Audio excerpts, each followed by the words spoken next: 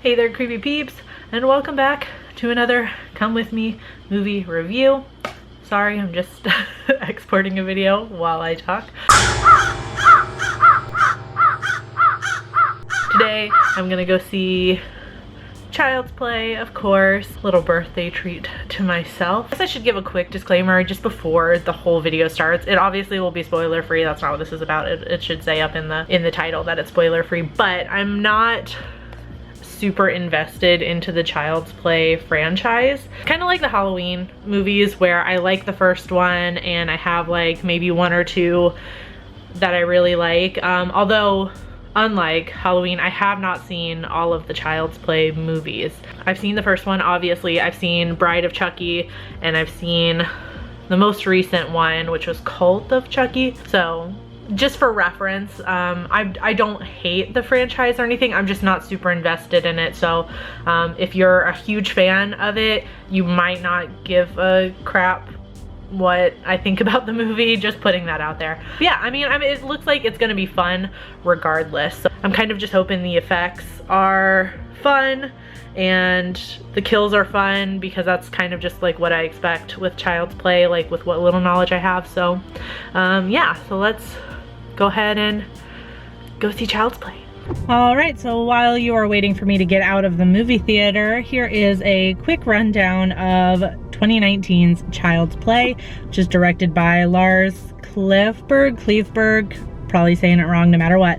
Really simple. Child's Play follows Karen, a mother who gives her son Andy a toy doll for his birthday, unaware of its sinister nature. Sorry if you hear the air going on in the background. As you guys know, I live in Florida. It be hot. It will be spoiler free, so that means I'm not gonna be able to talk about too much, because I don't want to spoil it. Although, it being a remake, if you've seen the original, you, for the most part, know how it's gonna go. Of course, they do just change a couple of things for this movie. Speaking of getting right into that, I do like how they updated it for a modern audience. So without giving too much away, the whole premise, I won't give away how Chucky becomes Chucky, because that is quite different and I don't want to give that away. It does happen right at the beginning of the movie, but still, I'm not going to share it. But basically the whole premise of like the Buddy doll is centered around this fictional, I don't even know what you would want to call this, fictional company that makes a whole bunch of electronics, kind of like an Apple or Amazon products or Google products or something like that, and everything is connected. So I liked how they updated that for this modern audience, because we do connect everything. Like if you have a Google device, you can connect it to all these other things. If you got Apple stuff, that's all connected. So it's like everything like that's on your phone, you can get on your laptop and vice versa, and everything is connected. We got our Google Homes, our Amazon Alexas, that sort of thing. I like how they kind of made that, not like the premise, but I kind of liked how they did that for the movie, because it made it a lot scarier, I gotta say, because I'm not normally somebody who's scared of killer dolls, because I'm just like, why don't you just punt it? You can pick it up and smack it on the ground a bunch of times, and so I never really got scared of dolls. But a doll that is connected to the cloud and can control my phone and my TV and all this other stuff is a whole lot scarier, especially for like a millennial such as myself, who's used to having technology at her fingertips all the time.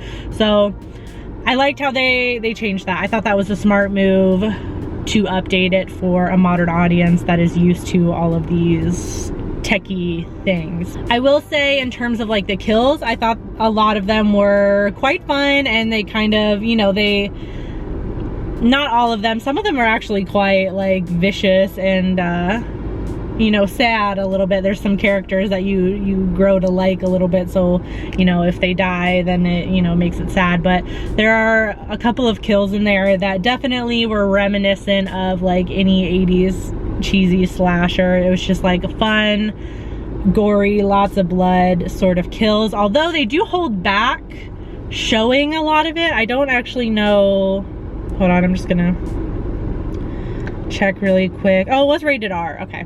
Okay. Though you do get to see the aftermath of some of them, which are quite gruesome. So I enjoyed that. I'm glad that it was like gory and fun sort of kills. And in terms of the performances, I thought they were pretty good. The kid who plays Andy, Gabriel Bateman, I thought he was really good. Wasn't a huge fan of all the other kids. I felt like they were kind of just thrown in there, and yeah, I don't know, just personally I think it would have been a little bit more interesting if it was kind of just Andy by himself versus the adults, so to speak, like, you know, trying to convince the adults that his doll is evil. I don't feel like the kids really had that much to do. The other kids, I mean, the other kids in Andy's apartment complex. I did like a lot of the adult characters. Aubrey Plaza, of course, was in this, and I gotta say, I was a little bit disappointed, and this is just a personal thing. Her performance wasn't bad, but I was definitely anticipating seeing her in this, because I feel like everything I've seen her in, every like comedy sort of thing ever since Parks and Recreation, she does the same kind of like deadpan weird comedy thing, and I feel like that's kind of become her calling card a little bit. Like, most people know her first from Parks and Recreation, where she's 100% that type of character. So I was excited to see her in a horror movie, although you know, it is a horror comedy, but I was hoping, especially since she's playing a mom, that, you know, I would get something different other than the deadpan kind of quirky comedy. She plays a young mom, so I guess that was their excuse to allow her to still do the quirky deadpan sort of sarcastic humor thing. That was just a personal thing. Her performance was not bad. I'm just like laying that out there before anybody comes for me that really wanted, like, I don't think it's unfunny. I just wanted to see her do something different. I wanted, you know, and the fact that it was still in there a little bit, I was kind of just like, eh. So then when she goes full mom at the end, it almost felt like weird. I was like, okay, so now she decides to go full mom and be an adult. I don't know.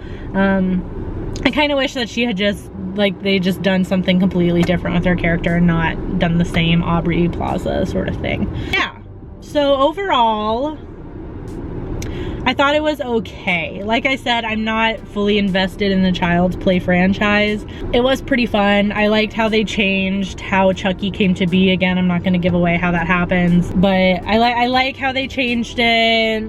And I liked his like connectivity to the cloud and all of that. I thought that was kind of cool, but it just wasn't like, I wasn't super excited for the movie. It didn't let me down, but it just was like, it was okay. It was just okay. So I'll give it a 3 out of 5. Like, just slightly more than average. Like, it was okay.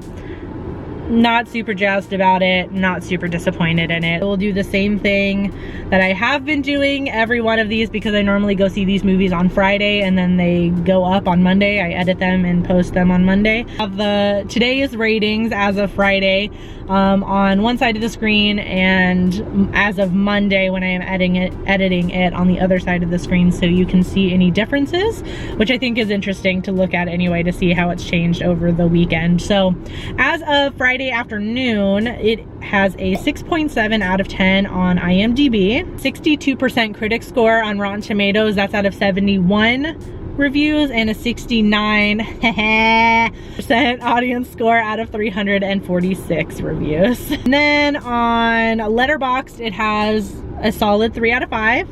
Hey, I feel like I'm usually pretty in line with it, but I've never been exact. And then those of you that have seen it, that I'm looking at right now, it looks pretty varied. I see a little bit of everything. I see a 1 star, 1.5, 2.5, all the way up to 4.5 stars. So yeah, it's very varied. The ones that you're gonna see on the screen right now will be as of Monday, so I'm sure more of you guys would have seen it by then. But yeah, so if you've already seen Child's Play, let me know in the comment section down below what you thought about it, and let me know how it compares to the original for you. For me, the original is always the best one, so I think this one still does not compare to the original, but it was okay. I do hope you enjoyed this video. If you did, please give it a thumbs up, subscribe if you're new here, and become a Creepy Peep today. I post videos Monday, Wednesday, and Friday, and you can ring that notification bell down there to be notified every time I post a video, even though it doesn't always work. Thank you so much for watching, and until next time, stay strange. Bye! This video is brought to you by all these lovely creepy patron peeps that you see listed on the left-hand side of the screen. If you want to find out the perks to being a creepy patron peep, you can follow that link that is in the description of this video. No pressure, but it's there if you want to check it out. Thanks for watching. Bye!